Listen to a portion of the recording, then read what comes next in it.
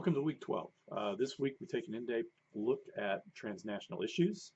We have an intelligence community whose muscles were trained to gather intelligence on nation-state rivals like Russia, China, and India.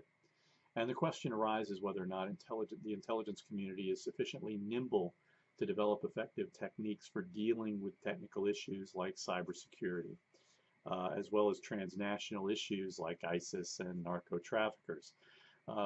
One of the challenges in working on these transnational issues is, again, the issue of priorities, right? When everything is important, nothing is important. So how does the intelligence community rank all of these issues, and how do they ensure that they're doing enough on all of them while prioritizing the genuinely important ones, which typically are the ones that policymakers want intelligence on? In practical terms, when you look at the list of issues dealt with in this chapter, there's been a distinct tilt in terms of time and resource commitment towards terrorism. In the aftermath of the 9/11 attacks, terrorism has been a major focus of the intelligence community. Some of these issues are they probably got an office, they might have a couple $100 million or a couple $1 million, which, you know, in broader terms, governmental terms, is pretty much chump change. Studying demographic trends is not something that's going to going to take a lot of time out of the intelligence community. So terrorism is a huge issue for the intelligence community. 9/11 was not the first experience with terrorism, especially for the United States. U.S. foreign policy establishment and the intelligence community has been thinking about and analyzing the issue of terrorism really since the Cold War. And even during the Cold War, it played an important role in U.S. thinking about terrorism. For most conservatives, terrorism was viewed as, even in the pre-9/11 time frame, through a Cold War lens.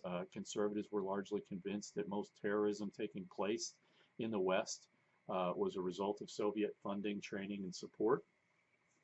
They believed that there was a left-wing terrorist network devoted to bringing down the democratic nations of Western Europe and their replacement with Marxist-Leninist totalitarian regimes.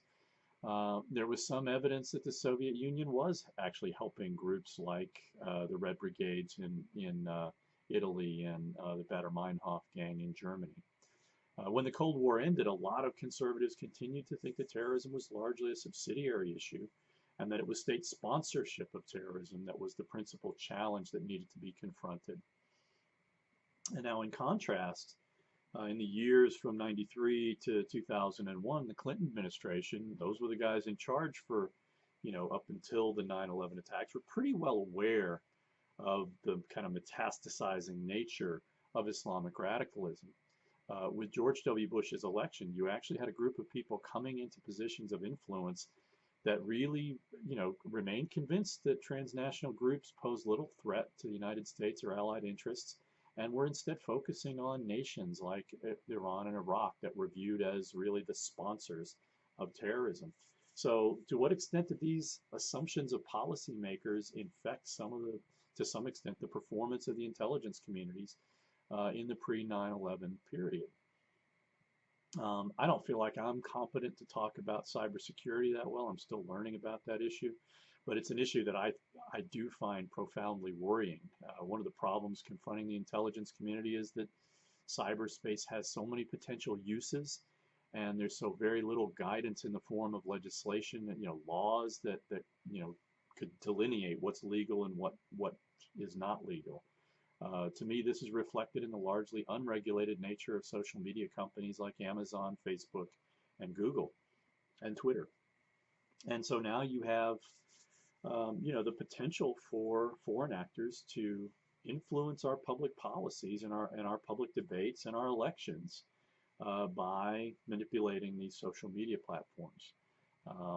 The section on cybersecurity is fairly long, and one of the issues that I think is really important is the notion of deterrence. What kinds of capabilities has the intelligence community created to hit back at countries that are going after U.S. political institutions and economic assets? We know that there is a cyber command that operates out of the National Security Agency. We know it was created in 2009. And we know that all the uniformed military services have cyber cyber offices.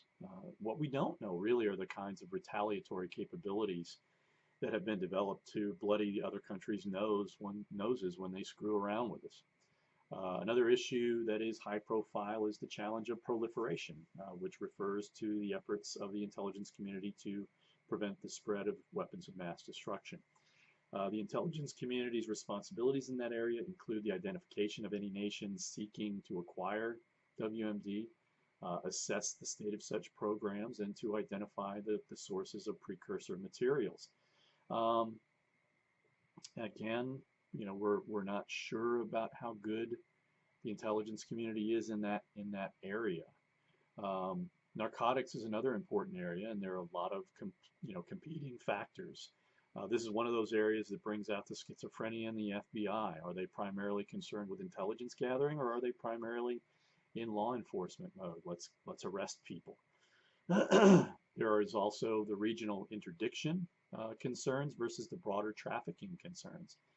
For example, heroin is an international problem, and we know that there are only a limited number of areas where poppies can be grown and converted into heroin. But trying to convince poppy growers to plow under their fields and grow something else is a pretty tough sell in places like Afghanistan, where about 90% of the world's poppies originates. Plowing under your fields and trying to grow wheat instead is a dead giveaway that a farmer is cooperating with the United States, which could get you in trouble with the Taliban. So you have to, that's a tough sell. Towards the end of the chapter, Lowenthal addresses the role that intelligence plays in providing support to the military. Here he addresses the twin notions of dominant battlefield awareness and the revolution in military affairs. These were terms that were bandied about quite a bit during the Bush administration. The notion that technology has created this breakthrough in military doctrine is in my view, a bit overstated. And I think that the American military's experience in Iraq and Afghanistan kind of highlight its limitations. No matter what advantages superior technology and intelligence lend to a military force, it subsequently got to occupy that territory. And insurgent forces have the capability with limited technology to deny to occupying forces the stability to convert military superiority into regime stability. But that's just my opinion. So anyway, there's a laundry list of issues.